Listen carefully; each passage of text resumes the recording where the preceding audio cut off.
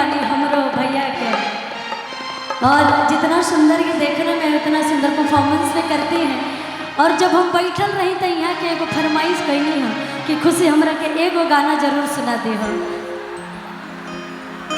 कि हम है यूपी बिहार वाला है आ हीरो हैंडसम हथियार वाला है। कौनो जरूरी नहीं है कि लड़के में हथियार रखत रहे, लड़कियों हथियार रखत रहे। सही बात कहत रहे। आजकल के लड़कियों रंगदार हो गई बड़ी कि के अख जनी मरी है बाबू हमार वाला है।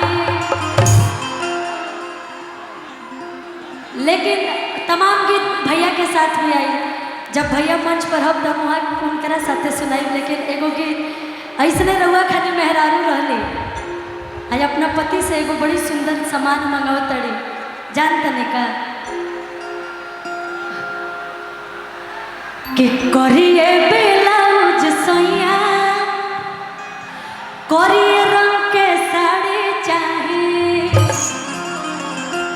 कि करिए ब्लाउज सैया करिए रंग के साड़ी चाहिए करिए ब्लाउज सैया करिए रंग के साड़ी चाहिए करिए ब्लाउज सैया करिए रंग के साड़ी चाहिए।